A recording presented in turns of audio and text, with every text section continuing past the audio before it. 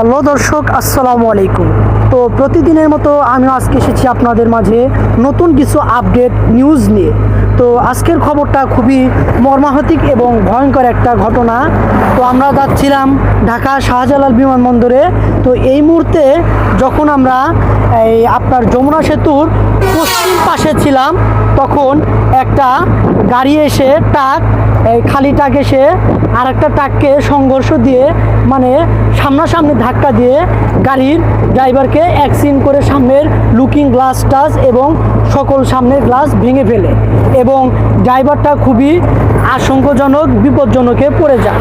তো ড্রাইভারটা বের হতে পারছিল না, ড্রাইভারটা পা আটকে গেছিল। তো ওইখানকার যমুনা সেতুর কর্মকর্তারা এবং যারা কাজ করতেছে ওখানকার রেল সেতুর কাজ করতেছে, তারা গিয়ে সেই ড্রাইভারটাকে উদ্ধার করে এবং সেই গাড়ির ভিতর থেকে বের করে এবং